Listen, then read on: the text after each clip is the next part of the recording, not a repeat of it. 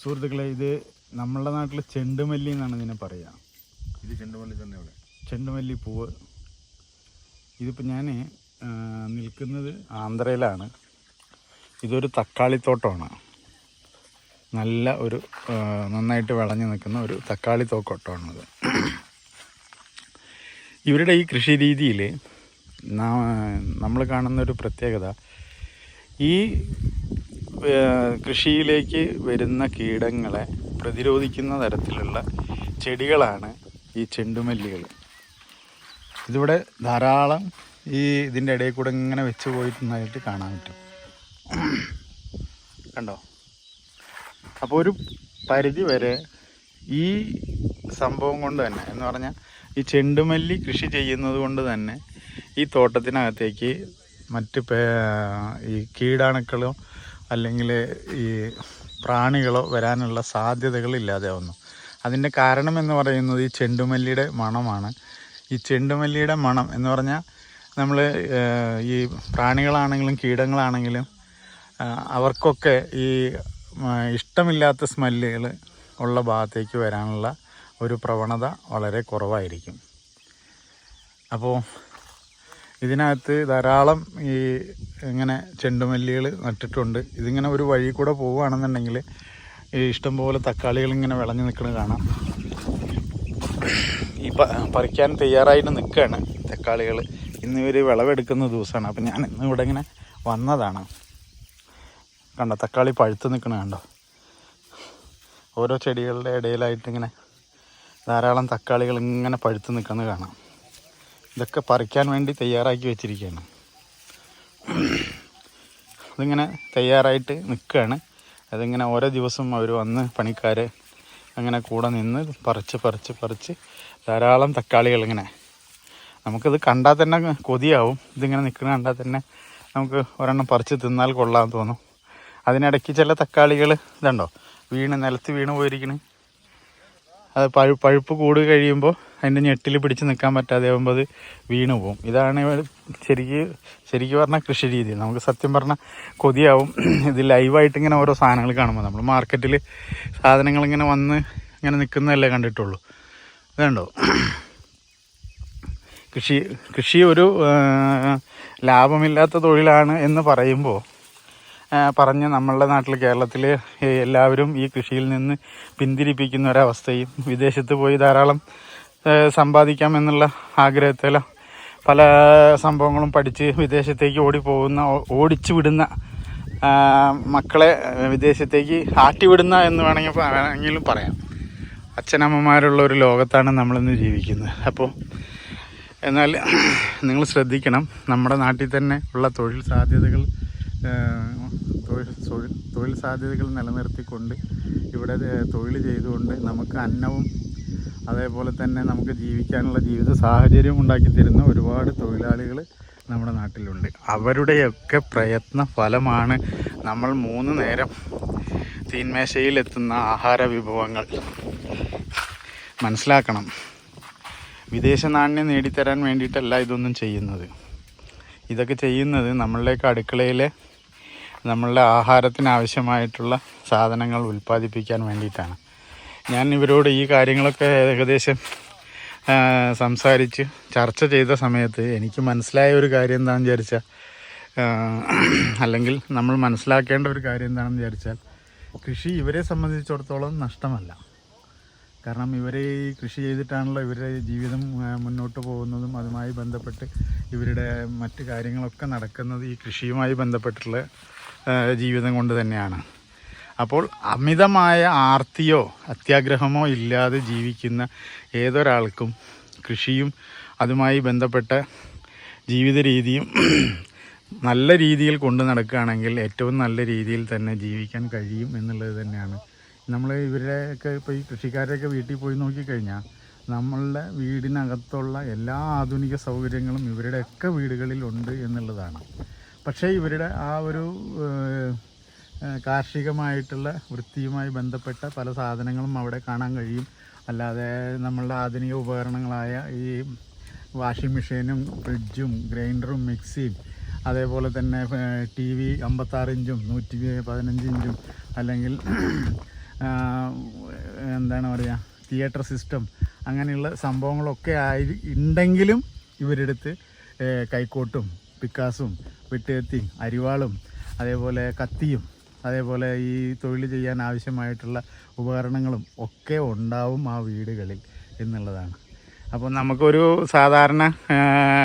സാധാരണക്കാരൻ കാണുമ്പോൾ അയ്യേ എന്താ ഇവരുടെ വീട്ടിൽ ഇതൊക്കെ ഇരിക്കുന്നത്, എൻ്റെയൊക്കെ വീട്ടിൽ വന്ന് നോക്കണം, എൻ്റെ വീട്ടിൽ ഇതൊന്നും ഉണ്ടാവില്ല, ഞങ്ങളൊക്കെ വലിയ എന്താണ് പറയുക പുരോഗമനവാദികളും അതേപോലെ തന്നെ ശാസ്ത്രീയവാദികളും അതേപോലെ തന്നെ ഈ പറയുന്ന എന്താ പറയുക ആഡംബര കുങ്കികളായിട്ടുള്ള ആളുകളൊക്കെയാണ്. അത് കാരണം കൊണ്ട് ഞങ്ങളൊക്കെ വലിയ ആൾക്കാരാണ് എന്ന് തോന്നുന്ന തരത്തിലുള്ള പറച്ചിലാണ് ഇന്ന് ശരിക്കും പറഞ്ഞ കേരളത്തിൻ്റെ ഭൂരിഭാഗം ജനമനസ്സുകളിലുള്ളത്.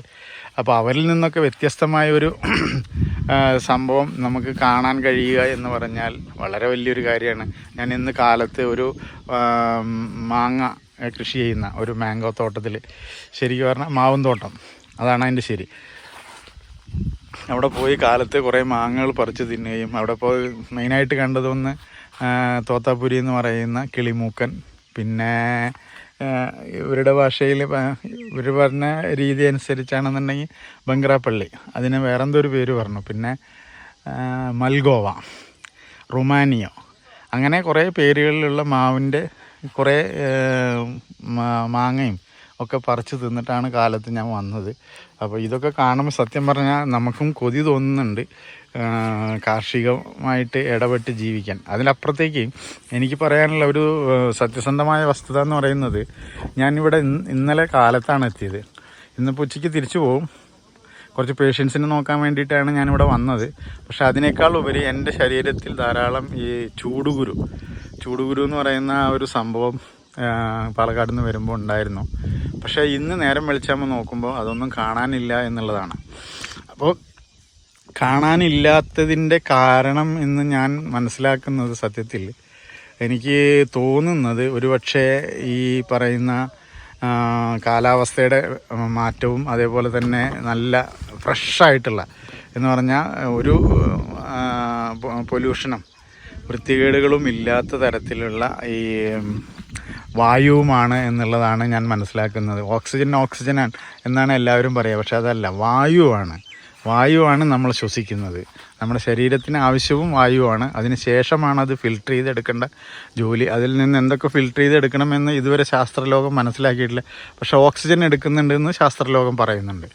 ശരിയൊക്കെ ശരിയാണ്. അപ്പോൾ ഞാൻ കണ്ട ഒരു വ്യത്യാസം എന്ന് പറയുന്നത് എൻ്റെ ശരീരത്തിലെ ചൂടുകുരു എല്ലാം പോയി എന്നുള്ളതാണ്. ശരിക്കും ഞാനിപ്പോൾ കാണിച്ചു തരാം. എൻ്റെ കയ്യിലൊക്കെ നിറയെ ചൂടുകുരായിരുന്നു. ആ സ്ഥാനത്ത് ഇന്നിപ്പോൾ ഒരു കുരു പോലും ഇല്ലാത്തൊരവസ്ഥയാണ് ഞാൻ കാണുന്നത്. ഇതാ ഈ എൻ്റെ ഇടത്തെ കൈയാണ് നിങ്ങൾ കണ്ടു. വലത്തെ കയ്യിൽ ആ കുരു വന്ന ആ ഒരു ഇതിങ്ങനെ കാണാൻ പറ്റും. കണ്ടോ, എൻ്റെ കയ്യിലൊക്കെ കുരു ഉണ്ടായിരുന്നു. കാരണം ഞാൻ ധാരാളം വെയിലുള്ള സമയത്ത് റോഡുകളിലൂടെ സഞ്ചരിക്കുന്ന, അതും 2 വീലറിൽ സഞ്ചരിക്കുന്ന ആളാണ്. അപ്പോൾ അതുകൊണ്ട് തന്നെ എനിക്ക് ചൂട് സഹിക്കാൻ വയ്യാതെ ആകുമ്പോൾ സ്കിന്നിൽ ഇത്തരം സംഭവങ്ങൾ ഉണ്ടാവാറുണ്ട്. എന്നാലും ഇതുപോലുള്ള കാലാവസ്ഥയിൽ വന്ന് ജീവിക്കുമ്പോൾ നമുക്കുണ്ടാവുന്ന മാറ്റം എന്താണെന്ന് പറഞ്ഞു തരാൻ വേണ്ടിയിട്ടാണ് ഞാനിത് പറയുന്നത്. എന്തായാലും നഗരങ്ങളിൽ നമ്മൾ ജീവിക്കുന്നത് നരകത്തിന് തുല്യമായിട്ട് തന്നെയാണ്, ഒരു സംശയവും വേണ്ട. കാരണം ധാരാളം അന്തരീക്ഷ മലിനീകരണമുള്ള ഒരു സ്ഥലമാണ് നഗരം. എന്നാൽ ഒരു മലിനീകരണവും ഇല്ലാത്ത, അല്ലെങ്കിൽ ഒരു തരത്തിലും പ്രകൃതിയെ ദോഷമായി ബാധിക്കാത്ത, എല്ലാവർക്കും ജീവിക്കാവുന്ന സാഹചര്യം ഉണ്ടാക്കി തരുന്ന, ശുദ്ധമായ വായു നൽകുന്ന അന്തരീക്ഷത്തിൽ ജീവിക്കുന്ന ആളുകൾക്ക് ജീവിത സാഹചര്യം ഒരുപക്ഷെ നിങ്ങൾക്ക് എനിക്ക് ഏറ്റവും എളുപ്പം ആശുപത്രി പോലെ എല്ലാവരും പറയുന്നത് ഇപ്പോൾ അതാണ്. നഗരത്തിൽ ചെന്ന് ജീവിക്കാമെന്ന് പറയുമ്പോൾ എല്ലാവരും കണ്ടെത്തുന്ന ഒരു കാര്യം അതാണ്. നഗരത്തിലാവുമ്പോൾ നമുക്ക് സുഖമായിട്ട് ആശുപത്രികളെയൊക്കെ പെട്ടെന്ന് അപ്രോച്ച് ചെയ്യാൻ പറ്റുമല്ലോ എന്നുള്ളതാണ്. നമ്മൾ നഗരങ്ങളിൽ ജീവിക്കുന്ന ആ ഒരു സാഹചര്യം എന്ന് പറയുന്നത് ധാരാളം നമുക്ക് എളുപ്പത്തിൽ എല്ലാ സാധനങ്ങളും കിട്ടും. അതല്ലെങ്കിൽ നമുക്ക് എല്ലാം സൗകര്യങ്ങളും ഉണ്ട് എന്നുള്ള അർത്ഥത്തിലാണ് നമ്മൾ പലപ്പോഴും നഗരങ്ങളെ നല്ലതാണ് എന്നുള്ള രൂപത്തിൽ പറയുന്നത്. നമുക്ക് ആശുപത്രികൾ അടുത്ത് കിട്ടും, നമുക്കതിൻ്റെ എല്ലാ സൗകര്യങ്ങളും കിട്ടും. അതല്ലെങ്കിൽ ആശുപത്രികൾ പോലുള്ള അതേപോലെ തന്നെ നമുക്ക് മാർക്കറ്റിൽ പോകുകയാണെന്നുണ്ടെങ്കിൽ ഏറ്റവും എളുപ്പം സാധനങ്ങൾ കിട്ടും. അതേപോലെ നമ്മൾ പറയുന്ന അങ്ങനെ ഈ നഗരങ്ങളിൽ ചെന്ന് താമസിക്കാൻ വേണ്ടി നമ്മൾ പറയുന്ന അല്ലെങ്കിൽ നഗരങ്ങളിൽ പറയുന്ന ഒരു സുഖസൗകര്യങ്ങൾ എന്ന് പറയുന്നത് ഇതൊക്കെയാണ്. പക്ഷേ ഇവിടെ നമ്മൾ മനസ്സിലാക്കേണ്ട മറ്റൊരു കാര്യം എന്താണെന്ന് വിചാരിച്ചു കഴിഞ്ഞാൽ, ഇവിടെ ഇതൊന്നും ഇല്ലെങ്കിൽ സുഖമായിട്ട് ജീവിക്കാം. രോഗങ്ങൾ കുറവാണ്. അതേപോലെ തന്നെ നമ്മൾ പർച്ചേസ് ചെയ്യണം എന്ന് പറയുന്നില്ലേ, നമുക്കിവിടെ പർച്ചേസ് ചെയ്യേണ്ട ആവശ്യം വരുന്നില്ല. ഓരോ കർഷകനും അവൻ്റെ വീട്ടിലേക്ക് ആവശ്യമായിട്ടുള്ള സാധനങ്ങൾ ഉൽപ്പാദിപ്പിക്കുകയും അതുപോലെ തന്നെ അത് സുഖമായിട്ട് ഉപയോഗിക്കുകയും ചെയ്യുന്ന ഒരു സാഹചര്യമാണെങ്കിൽ പിന്നെ ഇതിനെ നമ്മൾ പർച്ചേസ് ചെയ്യേണ്ട ആവശ്യം വരുന്നത്. അതല്ല അതിൻ്റെ സത്യാവസ്ഥ. അപ്പം നമുക്ക് പർച്ചേസ് ചെയ്യാതെ തന്നെ ജീവിക്കാൻ പറ്റുന്ന ഒരു ലോകവും അതിനോടനുബന്ധിച്ച ഒരു ജീവിത സാഹചര്യവും അത് നമുക്ക് മനസ്സിലാക്കാൻ മനസ്സിനെ പാകപ്പെടുത്തുകയും ചെയ്യുന്ന ഒരവസ്ഥയും ഉണ്ടായാൽ നമുക്ക് സുഗമമായിട്ട് ജീവിക്കാൻ പറ്റും എന്നുള്ളത് തന്നെയാണ് ഞാനിന്നിവിടെ എത്തിയിട്ടുള്ളത്. ഈ കാര്യങ്ങൾ ഒന്ന് പറഞ്ഞു തരിക എന്നുള്ള ഉദ്ദേശമൊന്നും ഇല്ലായിരുന്നു. രോഗികളെ നോക്കാൻ വേണ്ടിയിട്ടാണ് വന്നത്. ഇവിടെ അത്യാവശ്യം ചെറിയ ചെറിയ അസുഖങ്ങളുള്ള രോഗികളുണ്ട്. ഒരാൾക്കും വലിയ രോഗം എന്ന് പറയാവുന്ന ഒന്നുമില്ല സത്യത്തിൽ. അപ്പോൾ അങ്ങനെ ചെറിയ രോഗങ്ങളുമായിട്ടുള്ള ആളുകളെ ആണെന്നുണ്ടെങ്കിലും അവരെ നമ്മളൊന്ന് കൺസിഡർ ചെയ്യണമല്ലോ, അതിന് വേണ്ടിയിട്ട് വന്നതാണ്. പലപ്പോഴും എൻ്റെ അടുത്തേക്ക് വരുന്നത് എല്ലാം കഴിഞ്ഞ് എല്ലാ അവസ്ഥയും മാറിയിട്ടുള്ള അല്ലെങ്കിൽ ജീവിതം തന്നെ വഴിമുട്ടി നിൽക്കുന്ന ഒരവസ്ഥയിലാണ് ആളുകൾ വരാറ്. പക്ഷേ ഞാൻ ഇന്നിവിടെ വന്നപ്പോൾ എനിക്ക് വളരെ അധികം ആരോഗ്യമുള്ള ആളുകളെയാണ് കാണാൻ കഴിഞ്ഞത്. ചില കേസുകൾ ഉണ്ട് എന്നുള്ളത് ശരിയാണ്. കാരണം നാഗരിക ജീവിതം എന്ന് പറയുന്നത് ഇവിടേക്കും ഏതാണ്ട് കയറി പറ്റിയിട്ടുണ്ട്. ജങ്ക് ഫുഡ് ധാരാളം കഴിക്കുന്ന ആളുകൾ ഇവിടെ ധാരാളം കാണാം. അതേപോലെ തന്നെ ഈ മന്ത് എന്നാണ് ഇവിടെ പറയുക. ശരിക്കും മന്ത് എന്ന് പറഞ്ഞാൽ ചാരായം അല്ലെങ്കിൽ മദ്യം കഴിക്കുന്ന ആളുകളും ധാരാളം ഉണ്ട്. അതേപോലെ തന്നെ ഈ പറയുന്ന നമ്മുടെ ആധുനിക ജീവിതം ഇഷ്ടപ്പെട്ട് പോകുന്ന അല്ലെങ്കിൽ അതിനകത്തേക്ക് ഓടിക്കയറാൻ വേണ്ടി വെമ്പൽ കൊള്ളുന്ന കുറച്ച് കർഷക ജീവിതങ്ങളും കർഷക മനസ്സുകളും ഇവിടെ ഉണ്ട്. അതുകൊണ്ട് തന്നെ ഇവിടുത്തെ ആളുകളിൽ കുറേ പേർക്കൊക്കെ രോഗങ്ങളും വന്ന് ചാടിയിട്ടുണ്ട്. അപ്പോൾ എന്നെപ്പോലെ ഒരാളെ ഇവർക്ക് ആവശ്യമാണെന്ന് തോന്നിയപ്പോഴാണ് എൻ്റെ സുഹൃത്താണ് ഹരീഷ്ണൻ എന്ന് പറയുന്നത്. ഹരീഷ്ണൻ ഇവിടുത്തെ ഈ നാട്ടുകാരനാണ്. ഹരീഷ്ണൻ വിളിച്ചപ്പോൾ ഞാൻ ഇവിടെ വന്നു, കുറച്ച് ആളുകളെയൊക്കെ നോക്കി.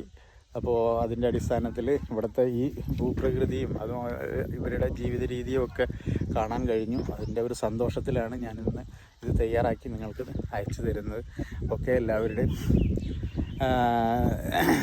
ഞാൻ ഈ പറഞ്ഞ കാര്യങ്ങൾ ശരിയായ രീതിയിൽ മനസ്സിലാക്കുക, ശരിയായ രീതിയിൽ അതിനെ കാണുക എന്നുള്ളത് മാത്രമേ എനിക്കിപ്പം നിങ്ങളോട് പറയാനുള്ളൂ. അപ്പോൾ എല്ലാ കാര്യങ്ങളും നമുക്ക് ആ ഒരു നല്ല ഒരു മനസ്സോടുകൂടി കാണാം. കൃഷി എന്ന് പറയുന്നത് ഒരു മോശം തൊഴിലാണ് എന്ന് പറയുന്ന ആളുകളോട് നിങ്ങളൊരിക്കലും ആഹാരം കഴിക്കരുത് എന്ന് മാത്രം പറഞ്ഞുകൊണ്ട് കർഷകരെ കാണുമ്പോൾ ഒന്ന് വണങ്ങാനുള്ള അല്ലെങ്കിൽ ഒരു നമസ്കാരം പറയാനുള്ള അല്ലെങ്കിൽ ഒരു ഓഫീസ് ജീവനക്കാരനാണെന്നുണ്ടെങ്കിൽ അവരോടൊന്ന് ഇരിക്കാൻ പറയാനുള്ള നല്ല മനസ്സ് കാണിക്കണം എന്ന് മാത്രമാണ് എനിക്ക് നിങ്ങളോട് എല്ലാവരോടും പറയാനുള്ളത്. കർഷകർ ഒരു പുറമ്പോക്ക് സാധനങ്ങളല്ല, അല്ലെങ്കിൽ അവരൊരു താഴ്ന്ന ജാതിക്കാരല്ല, ഒരു താഴ്ന്ന ജീവനക്കാരനല്ല. നിങ്ങളിലേക്ക് എത്രയോ മുകളിലാണ്. സൃഷ്ടി ആര് ചെയ്യുകയാണെന്നുണ്ടെങ്കിലും അതെന്താണെന്നുണ്ടെങ്കിലും അത് മനുഷ്യൻ്റെ ജീവിതത്തിനാണെങ്കിലും ശരി, പ്രകൃതിയുടെ നിലനിൽപ്പിനാണെങ്കിലും ശരി, എന്തിനാണെങ്കിലും ശരി, അതിൻ്റേതായ ഗുണങ്ങളുണ്ട്. അവരെ നമ്മൾ മനസ്സിലാക്കണം, അവരെ നമ്മൾ ബഹുമാനിക്കണം എന്ന് മാത്രമാണ് എനിക്ക് പറയാനുള്ളത്. ഓക്കെ, താങ്ക് യു, നന്ദി. നമ്മൾ കാണണം, ഇത് കേരളത്തിലുള്ള ബഹുഭൂരിപക്ഷം ആളുകളും കാണണം എന്നുള്ള ഒരു ഉദ്ദേശത്തോടു കൂടി തന്നെയാണ് ഞാനിത് ഷൂട്ട് ചെയ്യുന്നത്. ഇത് കണ്ടോ, കുരുവികളുടെ കൂടാണ്. പണ്ടൊക്കെ നമ്മുടെ നാട്ടിൽ പാടങ്ങളിൽ ധാരാളം കണ്ടിരുന്നതാണ്. പാലക്കാടൻ ഗ്രാമങ്ങളിൽ പ്രത്യേകിച്ച് കരിമ്പനകളുടെ മുകളിലൊക്കെ ധാരാളം കണ്ടിരുന്നതാണ് ഈ കൂടുകൾ. ഇന്നിപ്പോൾ കരിമ്പനകൾ തന്നെ ഇല്ലാതെയായി, ഇത്തരം കിളിക്കൂട്ടങ്ങൾ ഇല്ലാതെയായി. ഇപ്പോൾ ഞാനിത് ഷൂട്ട് ചെയ്തുകൊണ്ടിരിക്കുമ്പോൾ ഇതിൻ്റെ ഇടയിൽ കൂടെയൊക്കെ പറന്നു പോകുന്നുണ്ട് വിറ്റ. അപ്പോൾ ഇതിനിടയിൽ ഒരു കൂട് നിർമ്മിച്ചുകൊണ്ടിരിക്കുന്നു. ഈ കൂടിൻ്റെ പണി കഴിഞ്ഞിട്ടില്ല, ഇത് നിർമ്മിച്ചുകൊണ്ടിരിക്കുകയാണ്. അതിൻ്റെ വർക്ക് നടക്കണേ ഉള്ളൂ. കണ്ടോ, ഇത്രയും ഭംഗിയായി കൂട് നിർമ്മിക്കാൻ വേണ്ട ടെക്നോളജി ഇവർ ഏത് യൂണിവേഴ്സിറ്റിയിൽ നിന്നാണ് കരസ്ഥമാക്കിയത് എന്നുള്ള ചോദ്യം അവശേഷിക്കുന്നു. അത് ഞാൻ നിങ്ങൾക്ക് വിട്ടുതരികയാണ്. അതിനകത്ത് ചോദിക്കാൻ ആളല്ല, ഞാനത് ചോദിക്കുന്നുമില്ല. അപ്പോൾ ഇവിടെ ഒരു കൂടുതാ, ഞാൻ ഇതാ ഇതിൻ്റെ വർക്ക് കഴിഞ്ഞിട്ടില്ല. ഇതിൻ്റെ വർക്ക് കഴിഞ്ഞിട്ടില്ല, അതുണ്ടോ? അതങ്ങനെ വർക്ക് നടന്നുകൊണ്ടേയിരിക്കുകയാണ്. ഈ ഭൂപ്രകൃതിയെ ഒന്ന് നിങ്ങൾക്ക് ആസ്വദിക്കാൻ വേണ്ടി കാണിച്ചു തരുന്നു മാത്രം. ഓക്കെ, ആ ഒരു എന്താണ്, മേഘങ്ങൾ നിറഞ്ഞു നിൽക്കുന്ന ആകാശവും അതിന് താഴെയുള്ള കൃഷിഭൂമിയും ഇതേ ഇവിടെ വന്ന് എനിക്ക് വേണ്ടിയിട്ട് പോസ് ചെയ്യാൻ വേണ്ടി വന്ന ഈ ചിട്ടിക്കുരുവി തന്നെ പറയാം, ആ കുഞ്ഞു കുരുവിയും ഒക്കെ നമ്മളെ ഒരു ഒരു നൊസ്റ്റാൾജിക് തരുന്ന ഒരു ലോകത്തിലേക്ക്. പണ്ടൊക്കെ ഞാനൊക്കെ കർഷക കുടുംബത്തിൽ ജനിച്ചു വളർന്ന കാരണം കൊണ്ട് നമുക്കതൊന്നൊക്കെ കൃത്യമായിട്ട് മനസ്സിലാവും. ഇത് കാണണം. നമ്മളുടെ തൊഴിലാളികളായിട്ടുള്ള ആളുകൾ വിശ്രമിക്കുകയല്ല, ഭക്ഷണം കഴിക്കാൻ വേണ്ടിയിട്ട് കയറിയിരുന്ന. അപ്പോൾ അത് ഹരികൃഷ്ണൻ, ഇത് ശേഷാദ്രിയുടെ വൈഫ്, അത് മകള്, പിന്നെ ആരൊക്കെയാ ഇവരൊക്കെ? എല്ലാവരും ഇവരൊക്കെ ശരിക്കും റിലേറ്റീവ്സ് തന്നെയാണ്. ഇതിൻ്റെ ഏറ്റവും വലിയ പ്രത്യേകത എന്ന് പറയുന്നത് ഇവിടെയും ഇപ്പോൾ ജോലിക്ക് ആളെ കിട്ടാനുള്ള വളരെ ബുദ്ധിമുട്ടുണ്ട്. അപ്പോൾ കുടുംബക്കാർ തന്നെ ഇറങ്ങി ജോലി ചെയ്യുന്നതാണ്. അതിനകത്ത് കണ്ടോ, ജോലിക്കിടയിലെ ചെറിയൊരു വിശ്രമവേള ആസ്വദിക്കുകയാണ്. സത്യത്തിൽ ഇത് മണ്ണിൽ കിടക്കുമ്പോൾ നമുക്കൊരു പക്ഷേ അറപ്പ് തോന്നിയേക്കാം, അല്ലെങ്കിൽ വേറെ എന്തെങ്കിലുമൊക്കെ തോന്നാം. പക്ഷേ ഇതിൻ്റെ ഒന്നും കാര്യമില്ല. ഓക്കെ, ഇത് ശരിക്കും നമ്മൾ അറിയണം ഈ ഒരു ലോകം, ഇതിൻ്റെ ഒരു സത്യസന്ധമായ അവസ്ഥ. ఓకే